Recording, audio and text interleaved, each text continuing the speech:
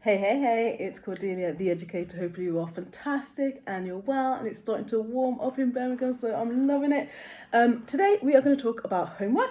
We're going to talk about whether you should or whether you shouldn't. Now this video is going to be particularly helpful whether or not you send your child to school full time or you indeed are a home educator. I've got lots of tips, lots of tricks, lots of stuff to help you as a parent out and to decide on how exactly, if you are, how exactly to help or support your child with homework and how, where, why, what.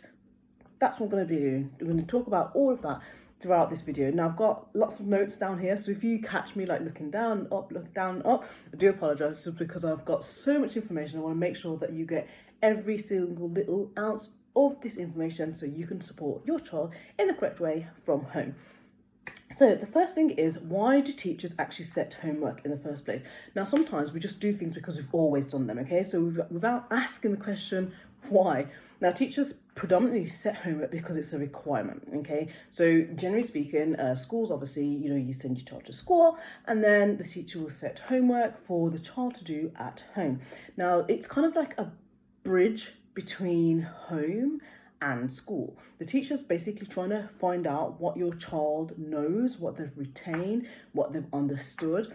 And so we send this piece of homework home for your child to do at home so you can see whether or not they've actually retained the information that they've learned in school.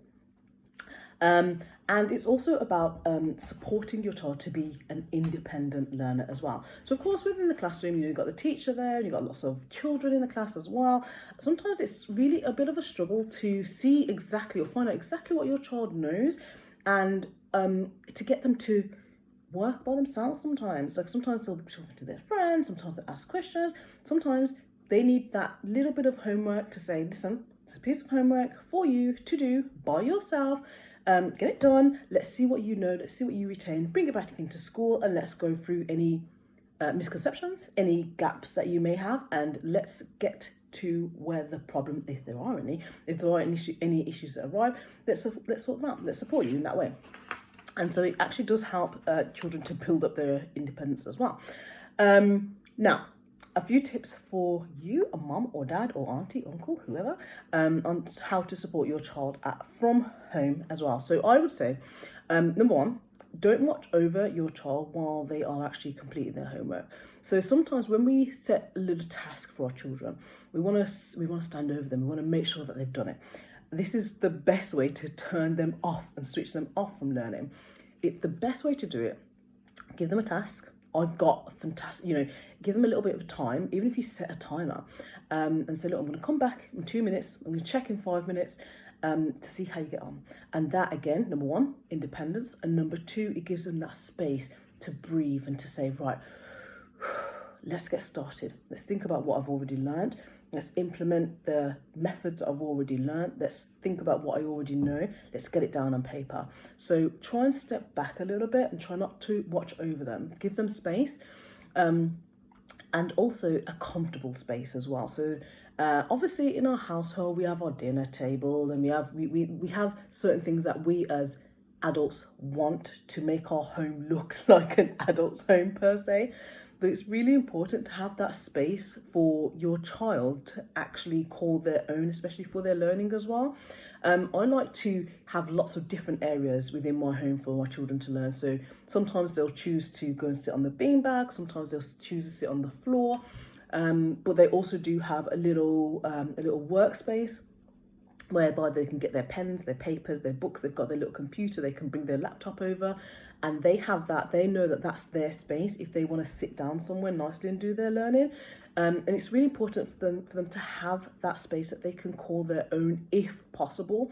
And we need to keep that clean and tidy. So I would say try and make sure that your child actually tidies their space and keeps their own space tidy. But sometimes, sometimes if we need to tidy it or support them to tidy, then that's really important as well, because children, without saying it, they know what's messy and they would not go to certain places, areas in their home, if they deem them to be messy. They will actually choose other areas to work in. So be aware and be conscious of the fact that these spaces need to or should be kept clear of clutter, because they always do say, I've heard this saying before, If the space is cluttered, then the mind's cluttered. Whether or not it's true, I don't know. But I would also say try and make that space nice and clear. So when your child does decide, hey, you know what, let me go and do a little bit of learning. Let me go and sit down and practice something that I'm not too sure of. Let me go and do a little bit of homework.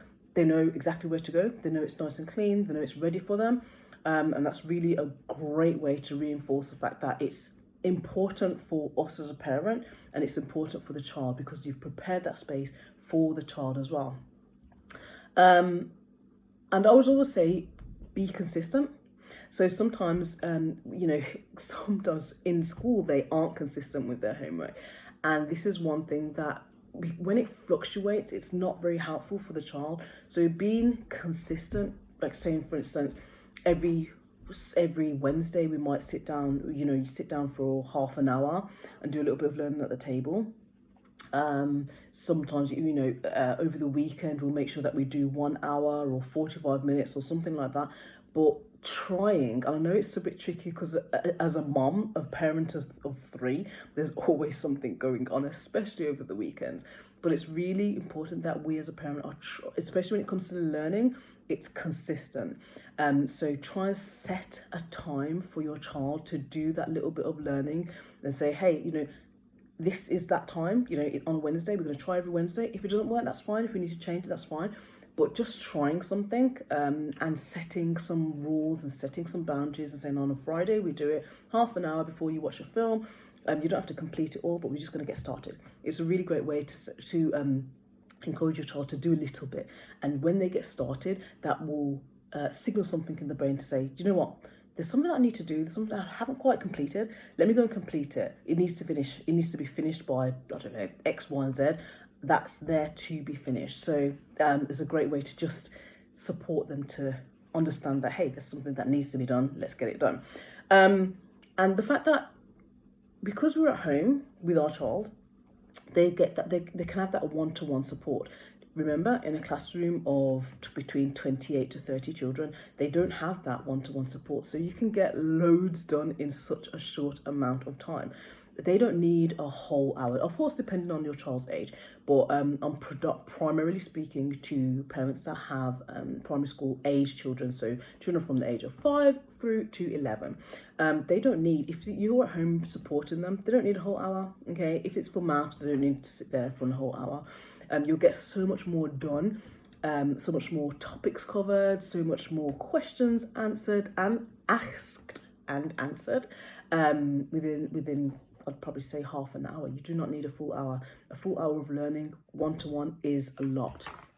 So just remember, you can get lots more done if you give your child that one-to-one attention as well, if and when they need it. But remember, we're not going to sit over them. We're not going to watch over them. We're going to give them that space. And then if they need our support, then we're going to come back and help them as well. One thing I always do with my children before I move on is I remember someone always says to me, you know what, out of sight, out of mind. If a child doesn't see it, then why should they remember it? And sometimes I used to say this to my older child. I used to say to him, why haven't you done your homework? You know it needs to be done. Why haven't you done it? The thing is, when he came home from school, he'd put his book bag away. He wouldn't see it during the weekend. And then Monday would come and, we had after school clubs and whatever to go to. And it wasn't the fact that he didn't want to do it. It wasn't the fact that he was too busy. It was just simply the fact that because he didn't see it, it was out of sight, out of mind. And so now with my children, what I always do, even when they come home from tuition, we've got these nice, beautifully, brightly coloured book satchel things, book bags, and I put them somewhere where they can be seen. So sometimes I hang it over the door, sometimes I put it on their bedroom door or on the landing post just before they go downstairs. And it's not necessarily because I want them to do it every single day, but it's simply because I want them to be able to see it. And 9 times out of 10, I actually don't need to be the one that says, hey, have you done your homework? Hey, have you done your learning for the day? They will initiate the learning because they can see it. So putting that homework, putting that piece of paper, putting that booklet, putting their spellings in a place where they can see it is it's a really good way to reinforce the fact that it's something that needs to be done. It's something that is important. It's in your sight, so therefore it should be in your mind. great, do that. Seriously, that if you don't follow anything from the video, do that. See, implement, and see how it changes.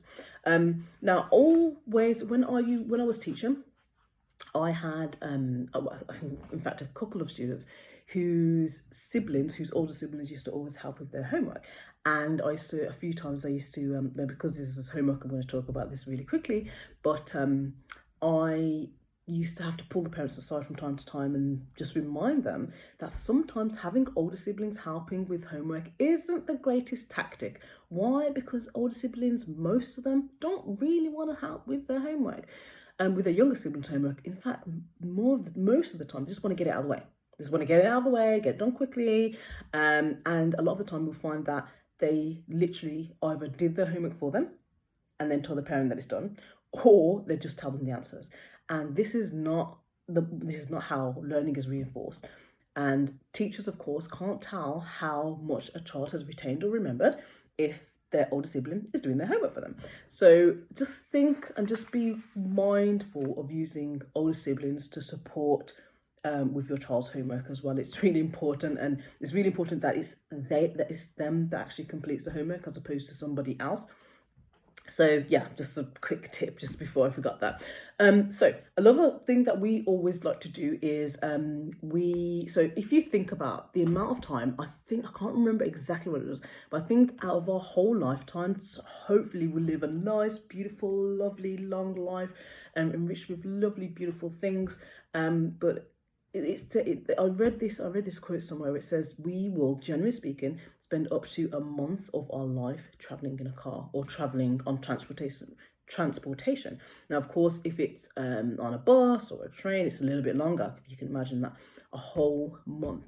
And so what do we do to ensure that we use that month wisely? We do something what we call our car, we call it a car university. And statistics state that you can actually learn up to the amount of a whole degree worth of learning if you start from a really, really young age. So in our car, we listen to audiobooks, we do times tables, we'll do flash maths, we'll do spellings is a really good one to do as well in the car, because you can be driving and you can just ask the children spellings. Whiteboard marker in the car as well, writing on their windows, quick maths as well, works really, really, really well. But all of these little things we implement so we are using our time wisely. Because if we're going to spend up to a month traveling, a month of our lives in a car, I'm going to use that month wisely. So if you know that your child's got homework, if they do have a pen or a pencil, something that they can take in their car, take into consideration if the road isn't too rickety, then get them to even if they start reading through their homework so they know what is to be done, take it in the car with you, okay? Use the time wisely. Forget the iPads, forget the phones, forget the blaring music. Get some of that homework done. Use time wisely. And as I said, if you're going to spend up to a month in the car, hey, that's great time that you can, if you do decide to use it wisely, you can get some fantastic learning in there.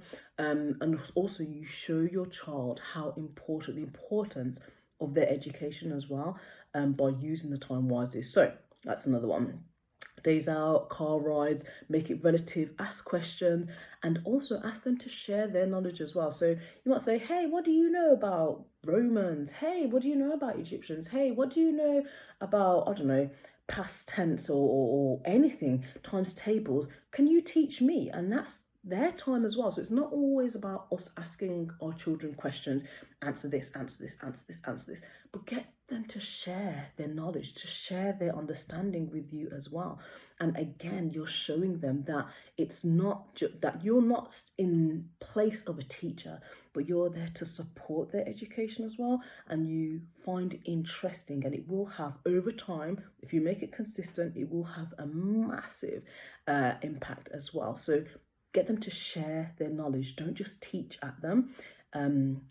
Have a lovely conversation about fantastic topics that they've learned in school, even if it's something that's got nothing to do with school as well, but something that educates their mind, that brings forth the gifts and the talents, the knowledge that they have within them as well. So make it a lovely conversation.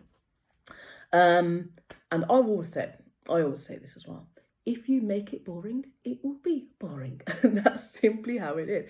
If you're going to get your child to sit down for 20 minutes, 30 minutes, up to an hour, every week, completing their homework, pieces of paper, blah, blah, blah, it's going to be boring. Hey, I'm an adult. It would be boring for me too.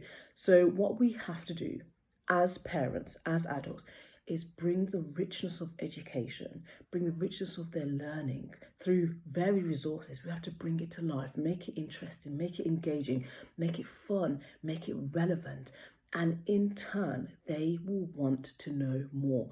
They will continue to ask questions. They will want to learn. And this is the magic of education, because it's not just about sitting our children down and force feeding them facts and asking them to regurgitate them at test time. That is not educating. That is memorizing facts. But what we want to do is support our children to have, in fact, to step into this beautiful, engaging learning journey where they are smiling and they're skipping along the path and they're enjoying the richness and beauty of education. That's what we want to do. Don't ask why they don't want to learn, or why they don't want to do their education, or why they don't want to do their homework, Ask, how can you support them to make them want to?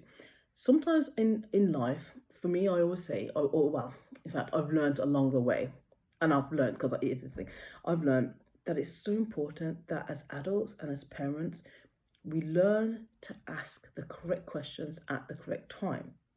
You know, we're not a bank full of resources where we know everything.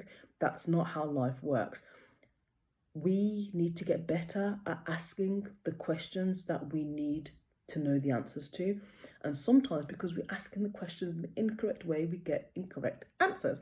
So we need to ask the questions in the correct way, at the correct time, to get better answers. Don't ask why they don't want to do their learning or their education or their homework. Ask, how can I support them to make them want to? And then you'll see that you'll get different answers because you've asked a different question. That is kind of it for now, for today, in terms of homework. I think I've given you quite a bit to go away with, but if you have any questions, any queries in regards to homework, then please obviously do drop me a line, drop me a comment in the bottom if you have anything that I wasn't too clear on. And I will definitely see you on the next one. I really, really hope that video was helpful in terms of how you can support your child in terms of homework, how to, when to, why to, and as of course at the end is asking, as parents, as adults, asking the correct questions at the correct time. It's Cordelia, the educator. Have a phenomenal day. See you on the next one. Later.